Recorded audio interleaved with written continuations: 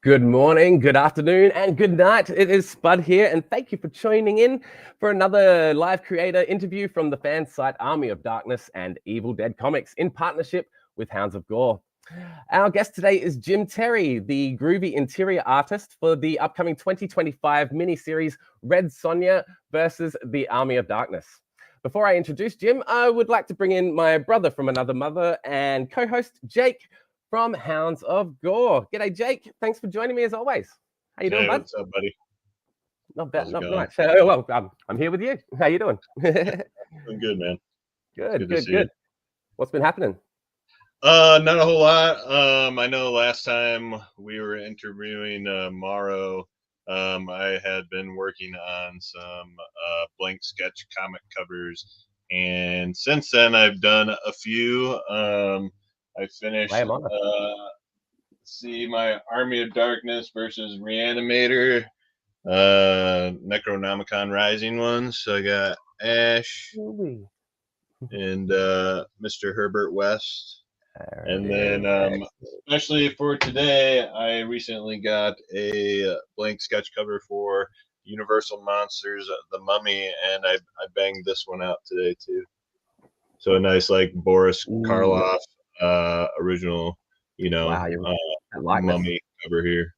So that's kind of what I've been up to, keeping up with Instagram and keeping up the fun on there. So other than that, just been regular working, enjoying life. I'm gonna be heading out to the mountains next week, so I'm excited about that too. All right, living up to your picture in our banner. Yeah, I may actually go to that specific site again. It just depends on the weather. Beautiful. The Pacific Northwest, you can never tell with the weather. So. Nice. And I even sent a couple of blank covers across the pond, didn't I? To you, and you did. So I'm very excited for you to get those and for you to post those for everybody to see. Those are that makes 5 blank sketches that I've done so far. So I'm kind of headed in that direction. I really enjoy doing those. It's really cool to see your own artwork on a comic. It's pretty sweet. Well, I will be sharing them for sure. Yeah, I'm super excited. Absolutely. Let's talk about Jim. So Jim Terry is a Native American comic book artist and writer who lives in Chicago with his cats.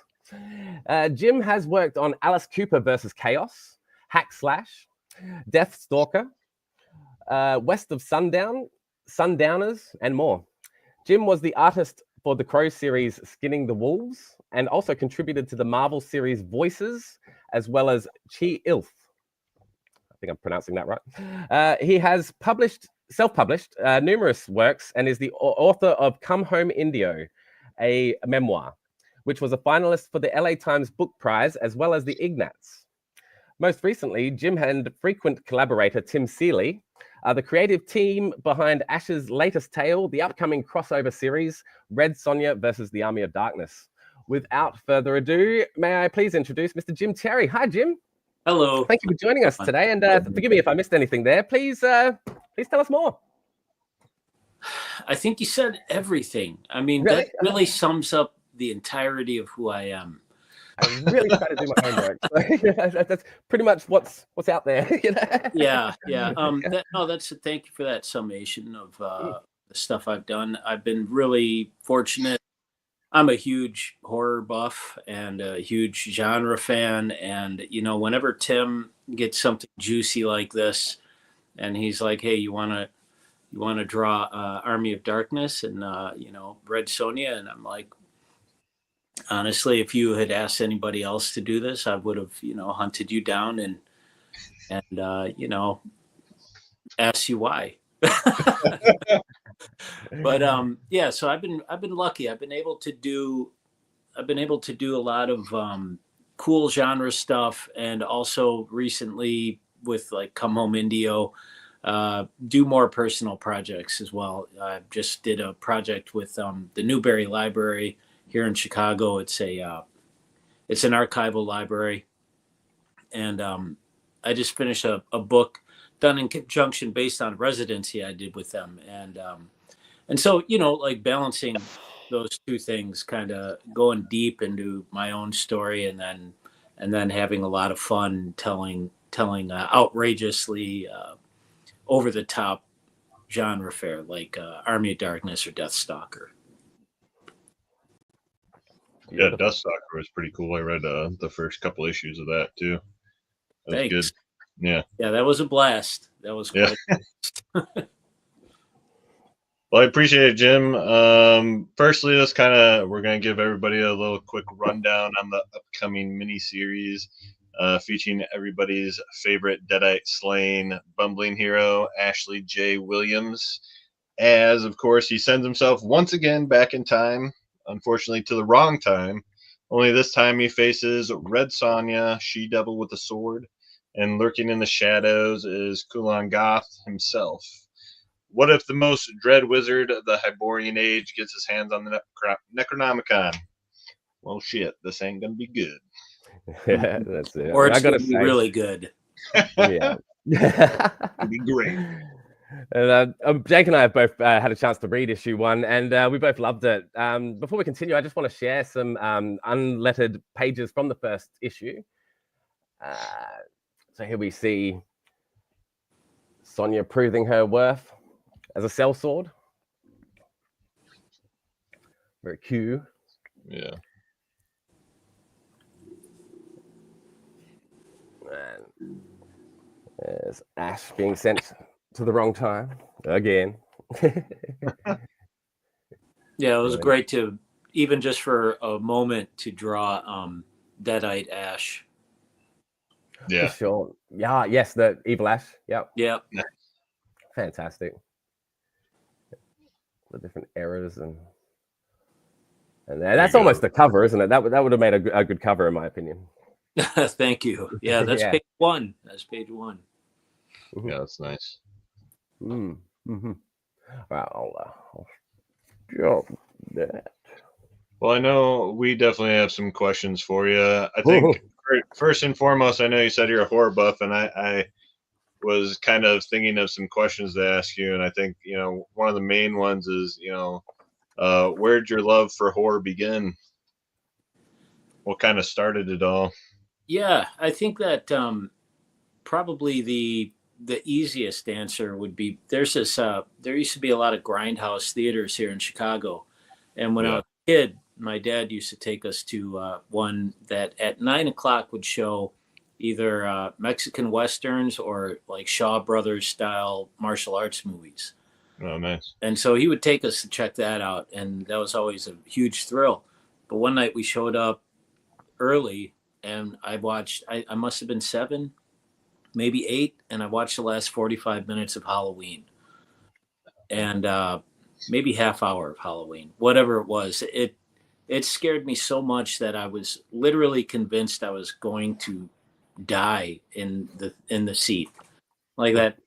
Especially, you know, the moment when he's trying to get her in the closet and the lights going and reaching for her, and you can hear his breath. I thought I was going to die, and when I didn't die, and the credits rolled, and I had survived, I said, I want to do this all the time. I've been chasing that. Yeah, sort of chasing that ever since, you know. I mean, there's something to be said about feeling those thrills and then having it be over. You know, there's enough thrills in regular life that don't end and don't have good endings, that you know, sitting and watching one that has some type of resolution is a healing thing for me, and it's my go-to when I want to relax. Just throw in something where awful things happen to people for no good reason. Therapeutic in a way. Yeah. Absolutely, that's awesome, man. You know, I think too, when it comes to, I guess, like the new iterations of like the Army of Darkness series that come out, you know, every year, it's kind of, you know, when it comes to drawing Ash, you know, I'm always excited to see the new, you know, how the artists kind of, you know, what they take into, or what comes to their mind, you know, big chin, you know, slick hair, what were the key attributes, you know, you wanted to focus on? How do you illustrate that classic like bravado that is Ash? And also too, like, have you ever drawn him before? I have drawn just for my own enjoyment. I've drawn Evil Dead stuff. I mean, my go-to is Evil Dead. I love Army of Darkness. I love the original, but if I'm gonna throw in something just to sit back and be in wonder, it's Evil Dead 2 all the whole way. And I think that was a first. I mean, obviously I saw it before Army of Darkness, but I think I saw 2 before 1. And you know, like the Road Warrior, you see the Road Warrior before you see Mad Max, and then you go back. Like, oh man, that was fantastic, but Road Warrior is still my jam. And you know, Evil Dead 2 blew my mind. When I saw that, I was maybe a sophomore in high school. It was hard to find back then. This is going back to like 1990, 89. And when I finally did see it, because I had heard about it, I was a big Fangoria fan. You know, I was a Fangol kid, and so, you know, I knew it was considered one of the all-time greats, and maybe I was afraid to see it. You know, that happened to me with Phantasm. I was so scared by the trailer that I didn't want to see the movie for years. And then when I did, I was like, oh, this is just weird. You know, this is just cool and weird. But Evil Dead 2 blew my mind. And, you know, I was an instant Raimi fan. You know, I saw everything. I think until I don't think I saw For the Love of the Game. I think that's what I skipped theatrically. But you know, I remember seeing Darkman and thinking like, this is a superhero. Oh, yeah. This is how superhero movies should be. And so I'm an Evil Dead 2 fan, and I think that's probably reflected in how I portray Ash. You know, his eyebrows are a little closer together than they are in Army of Darkness, and you know, and he's got more of a there's less bravado and more like, what the hell is going on? Sure. More of frailty, not frailty, but there's a certain vulnerability to him in more vulnerability, that where I'm actually kind of concerned for him, you know. And by Army of Darkness, you're just along for the ride, you know. Sure. Yeah. I'd definitely say like Evil Dead 2 definitely still has the horror aspect, you know, coupled with like the bits of comedy that we see, you know what I mean? But it's still like very much presented still in like, you know, horror fashion as like something that's supposed to be scary too, which is pretty cool. Where Army of Darkness is, like you said, you're kind of along for the ride, you know. And it's a hell of a ride, you know. I mean, it's great, but there's more Three Stooges than Toby. Right? Yeah. For sure. For sure. I love that you've drawn inspiration from Evil Dead 2 in particular there. That's great.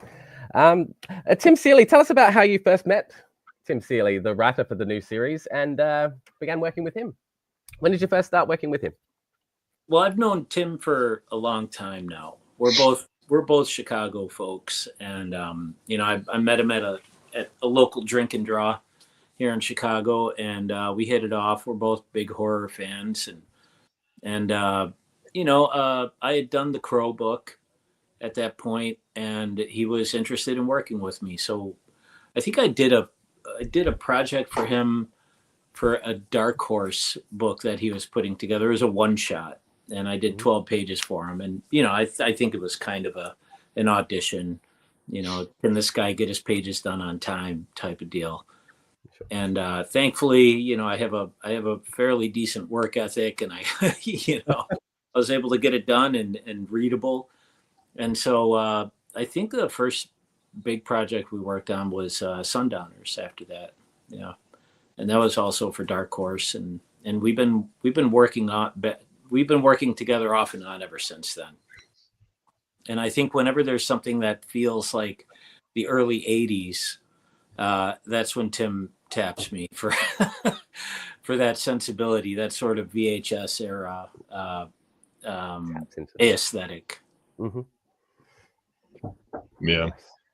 And since you've worked with him many times before, most recently on Deathstalker, do you feel your style complements Tim's storytelling pretty well? And how so? You know, when it comes to freelance work and things that I'm brought onto, I try to accommodate the tone of whatever Tim's writing. You know, West of Sundown was fairly somber. It was presented to me as Sergio Leone meets Hammer horror, and so I was super excited to do that. And so Leone and Hammer, those aren't like real jokey. You know, in general, they're not super jokey. You know, so the book itself, the tone wasn't as jokey as Tim and I can often be. And so, you know, when Deathstalker came along, that was absolutely, you know, tongue in cheek, but also like sincere sword and sorcery. So trying to juggle those two things and making it really fun, but also serious. You know, the action is serious. The heroism or lack thereof are serious. And you know, I'm a huge like Bernie Wrightson fan, so I want to make all the creatures as cool as possible and make sure the lighting's right. You know, so I think that I tried to adapt to wherever Tim's going, and like this, you know, this is more Army of Darkness tone. Right. This book, it's more Army of Darkness tone, but there's also, you know, Red Sonja and so I'm a huge Conan fan all the way back. You know, I grew up reading The Savage Sword, the old magazines, the black and white magazines, and those had a huge impact on me. So, you know, marrying those two tones is kind of fun, and I think it leans a lot more toward Army of Darkness. But yeah, just, you know, as a artist who was brought onto the project, all the best thing I can do is trying to illustrate the tone of whatever Tim writes. Yeah, definitely. I feel like you've definitely done that, you know, with being able to read that first issue. I can tell why you guys work so well together, you know, and reading like, you know, some of Deathstalker too. You know, I enjoy Tim's writing for sure. I can definitely tell when he's writing something, you know. But Yeah. you definitely compliment him really well. Thank you. For sure. Cover art for this series has been contributed to by writer Tim Seeley, along with covers from Mark Spears, Bjorn Behrens, Tom Rainey, and Nicole Jelenich. Did you have the option of submitting any cover art for this series as well? No, I wasn't tapped for any of that, and it might have been the deadlines. You never know. You never know. Sometimes I did all the covers for Deathstalker and for West Sundown. But, you know, I'm not known as a cover artist. So if they have people who are known as cover artists, they're going to go with that. You know, as long as I get my pages in on time, that's what they care about. Absolutely. Is that sort of, I mean, I know you said people that are known for cover artists, you know, are those people that just, would you say sometimes just solely stick to just straight up just doing covers and nothing else? I mean, there are many people in the industry that only do covers. Yeah. Yeah. And I've always been, you know, I don't work well with color. You know, most of the covers that I've done have been fairly simple as far as color schemes. So I don't ever think of myself as a cover artist. I enjoy doing them, but I'm a storyteller interior wise. That's where my strength lies, I think. Yeah. A lot of cool covers. Very cool. Keep going, Jake. I'll just keep through these covers. In the past, crossover miniseries such as this have had like 4 to 5 issue run. Can you confirm how many issues of Red Sonja versus Army of Darkness? Well, I can confirm that I'm drawing issue 5 right now. Okay. Yeah. And I believe it is the finale. Okay. Nice. If history is anything to go by, usually 5 these days. Yeah. For the crossovers, for the miniseries such as this. The release date for issue number 1 has been moved all over the place. I've been keeping an eye on it. It started at April 23rd, came forward to April 9th, went back to April 23rd, then got pushed out to May 14th, and then most recently, April 30th for the physical release anyway. I believe it has been made available digitally now. So it's been all over the shop. Playing a slot I imagine, sorry? It's like playing a slot machine. You just got It is. You put money on what day it's going to be today. Yeah. I imagine this probably has something to do with the Diamond comic distributors and their financial problems of late. Does Dynamite keep you updated on release date changes? It must make planning something on the day of release difficult, I imagine. Something like an in-store appearance. Not really. No. I was under the impression there's a big comic convention here in Chicago, C2E2. Yeah. And I was under the impression that the book was going to come out the week before, which was exciting. And then I found out maybe a day before that it had been pushed. So you just never know. You don't know. You get your stuff in by the time that it's appointed, and then you just wait and see what happens. Okay. That's the tightly choreographed machine that is comics. Yeah. Because C2E2 is was it last weekend or the weekend before, right? Yeah, the weekend before, I want to say, man. Yeah, I think so, right? Man. I can't tell time anymore since I've been doing Army of Darkness and just jumping back and forth. I drank the wrong amount of drops. I didn't say the words right. I just don't know what day it is anymore. So, speaking of drinking the wrong amount of drops, did you read any earlier Army of Darkness comics? Or I know you said you watched the movies, but have you read any of the earlier works to prepare to work on the series at all? Or? Well, I'll be honest, and I'll say I wish that you hadn't asked me that question. Well, we know you're a big fan of the movies, so that's part I'm a huge fan of the movies. I get lost. I get lost in things, and it's hard for me to keep up. And again, I think I went to the comic shop one time in the last few months, and I just picked up a bunch of trades. At this point, it's hard for me to keep up. And had they said you need to read this, and this in order to to prepare for this, I would have happily done it.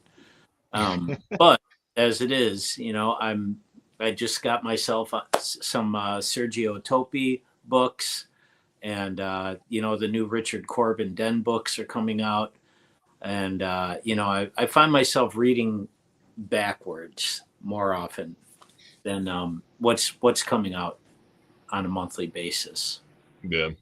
Yeah, that started years ago when not the floppies, but the hardcover Tales from the Crypts started coming out, and then Fantagraphics started printing those black and white ones, and it's like there's so much stuff to catch up on that it's hard to keep up for me with what's coming out today.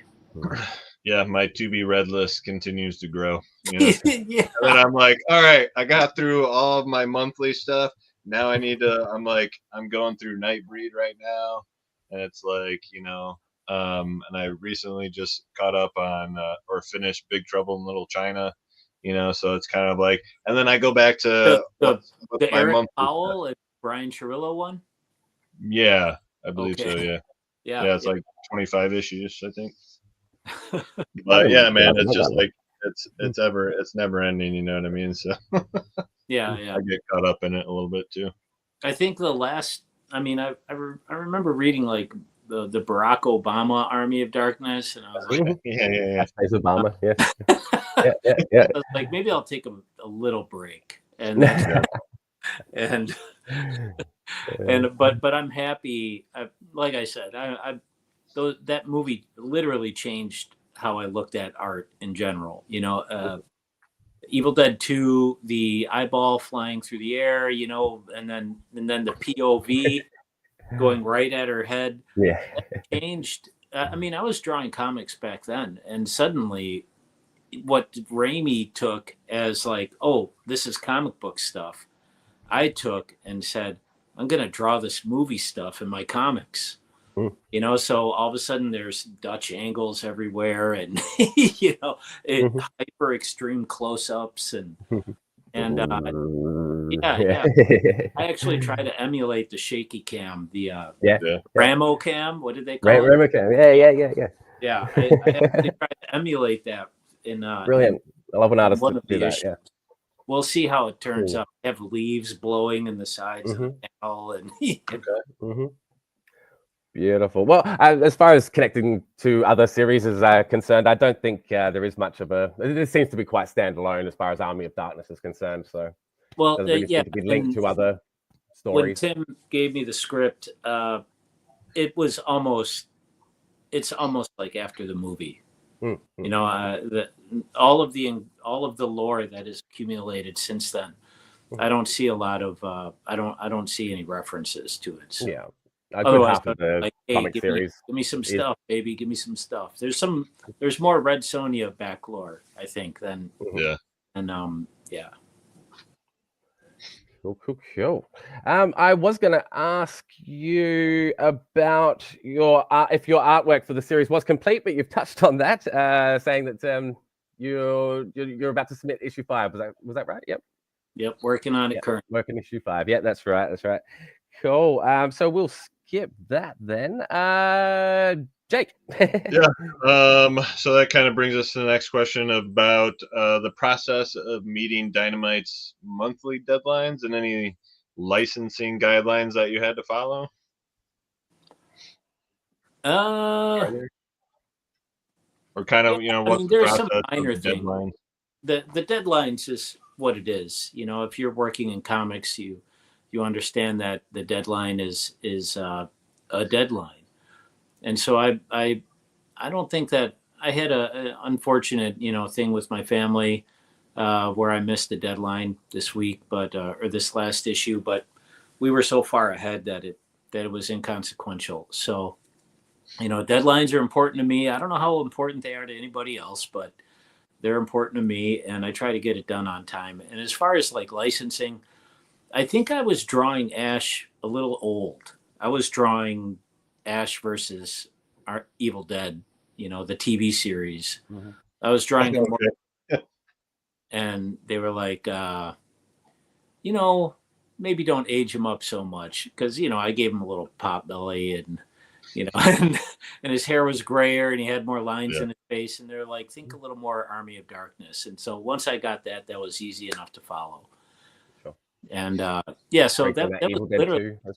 Oh yeah, and I don't want to deter anybody, but Tim is really, really good at drawing statuesque, beautiful women. I'm not.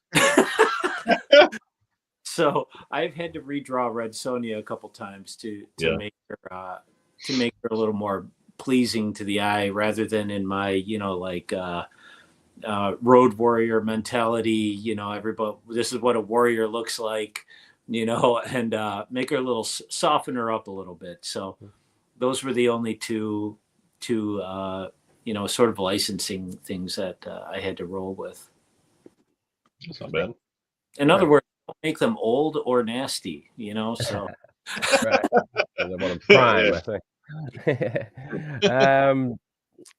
Cool. The colorist on this series is Carlos Badilla, who has done a great job with setting the tone and the mood of the story and complementing your artwork.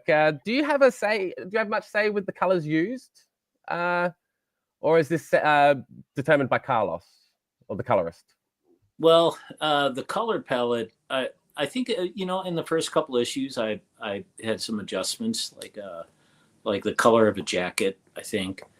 But otherwise, my main concern is if the colorist is paying attention to the lighting, and that's the only thing that I get stink about. The rest of it, I'm like, hey, have fun, do your thing, but don't put shadows where they're not, or in the wrong place, please. And aside from that, he's just been great. Yeah, very easy to work with, and very accommodating, and clearly knows what he's doing. Awesome. Yeah. Awesome. So you do a lot of work pertaining to your heritage and culture, with Ho Chunk. I did, you're talking about your Newberry kind of exhibition, and I watched a couple things on that as well. How you get lost in things, and there's so much to read. With your heritage and cultures, does that shine through in your artwork, even in comics, and even with like this, Army of Darkness, even if it's small, do you think that shines through at all? And if so, how? Well, I'll tell you, I'm a working man, so I don't slip in a lot of things in what I'm doing. It's all about Sure. like doing the best possible job for the material. But I was talking with a fellow indigenous person, and I said, like I don't feel like I do enough indigenous art. I don't feel like I do enough of showing my culture. And they said, hey, whatever you're drawing, you're doing it indigenously. So, I can't really talk my way around that logic. It's absolutely true. So, whatever it is, I was brought up on storytelling, and I think that if I were to say anything of that sort, that the stories I was told, the things that I digested throughout my life, all have an effect on how and what I draw, how I do it. Like I said, I'm like a vacuum with. I just take in whatever input I can get, and guys like Bernie Wrightson, Jack Davis, Wally Wood, Will Eisner, these masters of lighting and of cartooning, really. Those are probably the things that show in my work more than my heritage, as far as like assigned work. I have only recently, within the last 6 years, maybe, kind of embraced the idea of talking about my heritage publicly, because you can't tell. I don't have a cool last name. It doesn't. It's not Jim Lone Wolf or anything. It's just Jim Perry. My dad was Irish. So Okay. so nobody would know one way or the other if they're just seeing my work, and that was important to me in the beginning. And now I can kind of talk about things a little more, and hopefully shine a little bit of light on some of this stuff, and then leave the other stuff as like, this is my job, and I love it, and let me do the best job I can here, and then when I'm doing this stuff, I can focus my energy in a different way. Yeah, for sure. I can appreciate that. Absolutely. Absolutely. On that subject, what else are you working on currently, aside from Red Sonja, Army of Darkness #5? Well, I've been writing prose. I've been dipping my hand in the prose bucket and giving that a try. It's been a very long time since I've written prose, and I've started writing some short stories, just to see if I can, just to do that. And there are horror short stories that I've been writing, and reflective ones as well.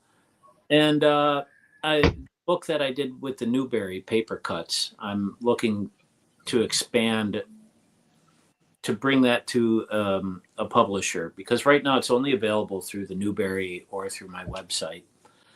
And I'm talking to a publisher about making a larger collection of that book, that story, and others. And so that'll probably involve some new work, as well as compiling old things that that I haven't shared, or have shared briefly, or whatever, of a similar theme. So, really, as far as comics, I want to there's a balance, like I said. It's do something heavy and personal, and then do something super fun. And I've been lucky in that I've been able to do that thus far. And this book was super fun, so I'm probably going to go the other direction and work on something personal now.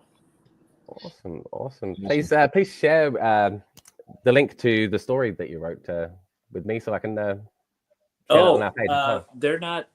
They're still percolating. They're written. Right. I see. Sorry. I thought you said that was available on your website. Yeah, I might have more news on that in the future. Okay. But for now, they're just you got to work out the arm. You got to get back out there and learn how to ride a bike again. And it's been a very long time since I've written prose, and I've been inspired by there's some great horror writers, and there's some great indigenous horror writers out there, and there are some fantastic books being written. Stephen Graham Jones, if you haven't read The Only Good Indian, it's not just one of the best horror books, it's one of the best books I've read in years. So there's a lot of stuff out there, and I kind of I like to do a little bit of everything. I make little short horror films in my free time, All right. Yeah, absolutely. Awesome. And, so trying not to nail myself into one corner too much. Sure. Having fun while you're doing it. Exactly. Yeah. It's like I tell people when they say they want to do comics, if you don't love it, don't do it. If you don't love it, don't do it. And I look at that as any kind of art. So don't expect to be, buying a private island anytime soon, but I'm going to have a lot of fun doing the stuff that I do. Yeah. And we're going to enjoy it. Thank you. Yeah, absolutely. Here for it. Well, that's all I've got. Have you got anything else for Jim, Jake, before we open up to the audience? I do not. I'd like to see some audience questions, though. So, does anybody have any questions for Jim? I do know that a big question we often get is upcoming con appearances. And I did just want to mention that Jim Terry will be appearing at GalaxyCon Nightmare Weekend in Chicago from May 2nd to May 4th. So if you're in the Chicago area, like these two, get down there. Yeah, that's That's going to be the first horror con that I will be tabling at. Is that right? Yeah, right. I don't. It's a risk for me. I like to go and just have my backpack on and just thumb through things. So being on the other side of the table at a horror convention is going to be a new experience. So if you do stop by, please say hello, because I'll be looking around at everything, wishing I was, looking through stuff instead of sitting there watching everybody. That'll be sweet. Make sure that you do. All right. Well, no one is clamoring to ask anything. I think we've been quite thorough here, Jake. No, there's not one person clamoring. No. I'm disappointed. There's not one. I think we covered it. Excellent. That's cool. Wow. That's all right. Well, I mean, I really appreciate you joining us today, Jim. We're really excited for the new series, and I really appreciate your contributions to our favorite comic book series. I can't wait to see more of your amazing work in the issues to come. Please hang around a moment when we're no longer live. And everybody, please keep an eye out. I will be sharing a link to Jim's art website on Big Cartel shortly as well. Remember, everyone, that Red Sonja versus the Army of Darkness issue #1 comes out physically on April 30th, probably. And to tell your local comic book store to put aside this series for you, because it's going to be a banger. Thank you as well for all those watching today or rewatching later on. We'll be back soon with more groovy creator interviews for you primitive screwheads soon. Until then, hail to the king, baby. Thank you so much. Peace. Thanks, man. Bye.